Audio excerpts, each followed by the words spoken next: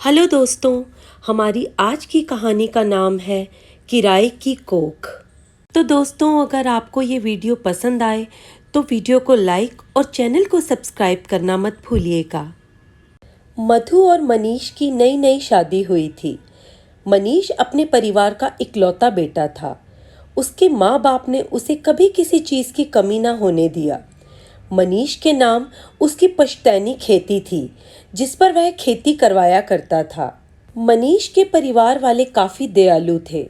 वे लोग हमेशा गरीबों में अनाज दान किया करते थे, इसलिए वे लोग गांव में काफी मशहूर थे। मनीष के घर में किसी चीज की कमी नहीं थी, बस कमी थी तो एक नन्हे से बच्चे की। इसलिए मनीष की माँ और बाप दोनों के यही अरमान थे कि अब घर में बच्चों की किलकारियां गूंजे। मनीष की माँ अपनी बहू को अक्सर यह बात कहती रहती थी कि बेटी, खुशखबरी कब सुना रही हो। मधु बेचारी लाज के मारे मुस्कुरा कर चली जाती। मनीष की माँ अपनी बहू को बेटी की तरह मानती थी, क्योंकि मनीष की कोई बहन नहीं थी। मनीष इकलौता बेटा था। मधु भी अपनी सास का ख्याल रखा करती थी और वह भी अपनी सास को माँ का दर्जा दे चुकी थी। इसलिए उन लोगों के बीच कभी लड़ाई झगड़े होते ही नहीं थे। मनीष और मधु अपने वैवाहिक जीवन में काफी खुश थे। शादी के 1 साल हो गया था, लेकिन अभी तक कोई खुशखबरी नहीं आई थी। इस वजह से मधु और मनीष दोनों परेशान रहते थे। भला कौन ऐसी औरत होगी जो माँ नहीं बनना चाहेगी। एक बार की बात है कि मधु अपने मायके जाती है तो मधु की माँ उससे पूछती है, क्या हुआ बेटा, तुम ठीक तो हो ना। मधु समझ नहीं पाती कि माँ किस बारे में बात कर रही है। मधु कहती है, हाँ माँ, मैं बिल्कुल ठीक हूँ, आप कैसी हैं। तभी माँ मधु से पूछती है, बेटी, अभी तक तुमने कोई खुशखबरी नहीं सुनाई। लगता है दामाद जी को इतनी जल्दी बच्चे नहीं चाहिए।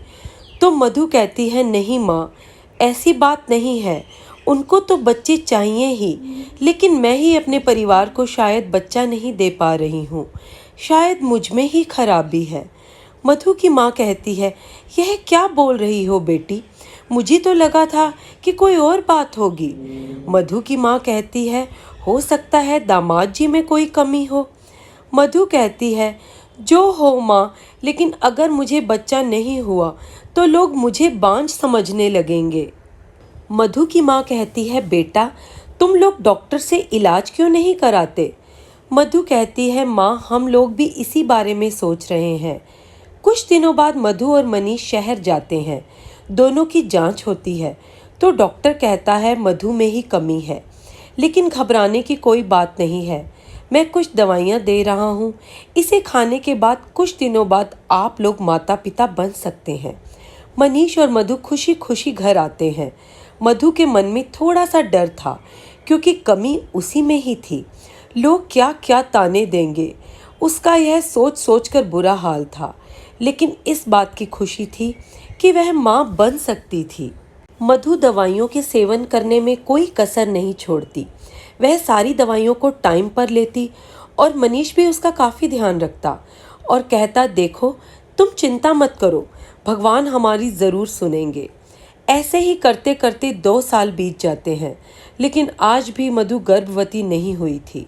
गांव वाले लोग मधु के बारे में ना जाने क्या क्या बातें करते थे, लेकिन मधु के ससुराल वाले क्या कर सकते थे।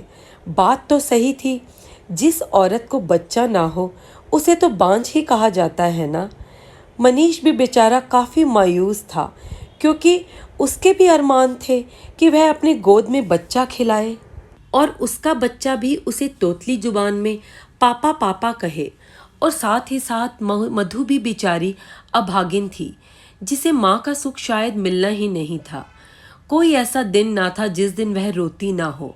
और इसी दौरान मनीष और मधु के बीच अनबन भी हो जाया करती थी। लेकिन भला इसमें मधु की क्या गलती। अब तो सब लोगों ने यह मान लिया था कि मधु कभी माँ नहीं बन सकती, वह एक बांझ है। यहाँ तक कि बात यहाँ तक पहुँच चुकी थी कि मनीष की माँ उसे दूसरी शादी करने के लिए कह रही थी, लेकिन यह बात खुलकर सामने नहीं आई थी। मधु ने भी सोच लिया था कि अगर मनीष दूसरी शादी करेगा तो मैं उसे रोकूंगी नहीं, क्योंकि मैं अपने पति को बच्चों का सुख नहीं दे सकती हूँ।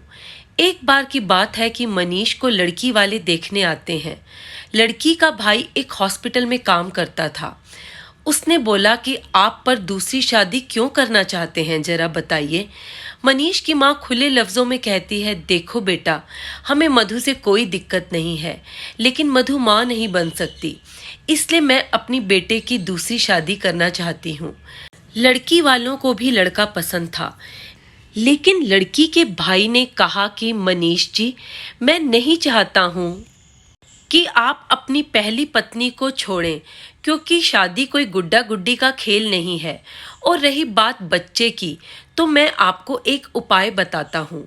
कई बार ऐसा होता है कि कुछ लोग माँ बाप नहीं बन सकते हैं, लेकिन आज के इस नए दौर में विज्ञान इतनी आगे बढ़ चुका है कि आप माँ बाप बनने के लिए हर मुमकिन कोशिश कर सकते हैं। और मैं एक ऐसे आदमी को जानता हूँ। तभी मनीष की माँ कहती है, देखो बेटा, हम लोग काफी इलाज करवा चुके हैं, शहर के डॉक्टर से भी दिखाया, लेकिन कुछ नहीं हुआ। वह लड़का कहता है, देखिए माँ जी, मैं एक ऐसे अस्पताल में काम करता हूँ जहाँ कई सारे ऐसे लोग आते हैं जो कभी माँ बाप नहीं बन सकते हैं, और अक्सर खराबी औरत में ही होती है, लेकिन इसका भी उपाय भगवान ने निकाल दिया है। आप किराए पर कोख ले सकते हैं और अपने बच्चे को प्राप्त कर सकते हैं। तभी मनीष की माँ बोलती है, बेटा, तुम क्या मजाक कर रहे हो? पागल हो गए हो? क्या ऐसा भी कहीं होता है क्या? कोक कहीं किराए पर मिलती है? मनीष भी उस लड़के की बात सुनकर हैरान रह जाता है कि यह लड़का क्या बात कर रहा है। तभी वह लड़का बोलता है, देखिए माँ जी, मैं आपको विस्तार से बताता हूँ। मान लीजिए कि एक लड़का और एक लड़की है। दोनों लड़का लड़की को बच्चे चाहिए, लेकिन उस पति पत्नी को यह पता चलता है कि पत्नी में कुछ खराबी है, जिस वजह से वह मां नहीं बन सकती। इस हालत में हम लोग दूसरी औरत को लाते हैं, जिसके साथ यह तय किया जाता है कि आपने अपना कोख किराए पर दिया है।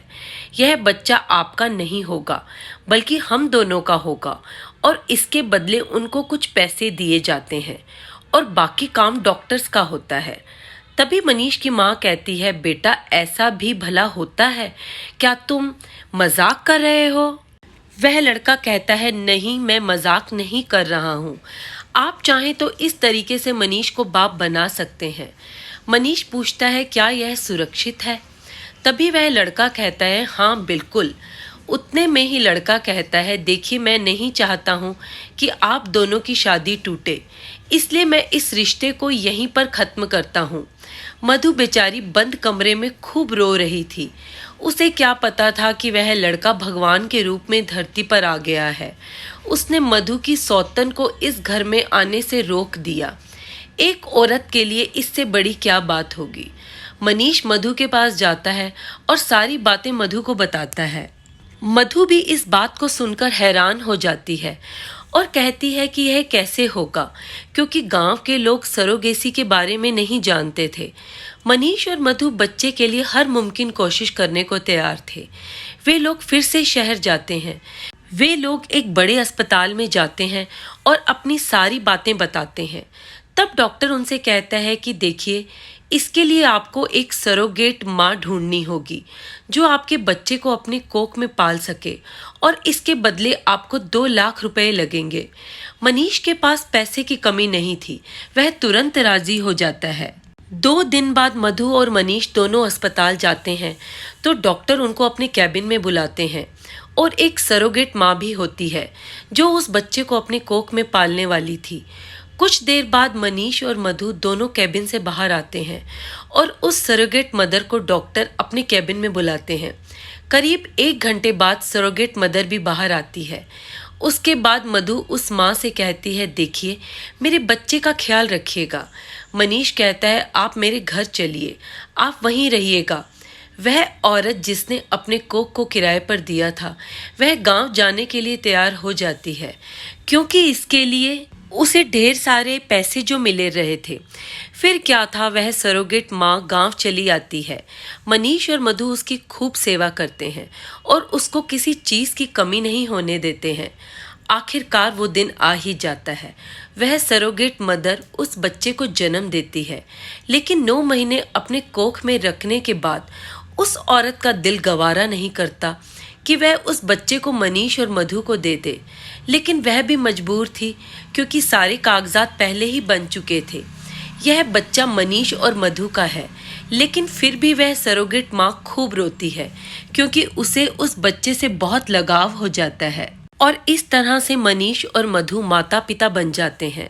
आज मनीष के घर में जश्न का माहौल था, क्योंकि आज उसके माता पिता का अरमान भी पूरा हो गया था और साथ ही साथ मनीष भी बाप बन चुका था और मधु को लोग अब बांझ के नाम से भी नहीं बुलाते थे। तो दोस्तों, कैसी लगी आपको यह कहानी? कमेंट सेक्शन में ज़रूर लिखें। और सरोगेसी के बारे में किन किन लोगों को पहले से पता है, कमेंट में ज़रूर लिखें। जिनको पता नहीं है वह YouTube पर सर्च करके अधिक जानकारी ले सकते हैं। वीडियो को लाइक और चैनल को सब्सक्राइब करना ना भूलें। धन्यवाद।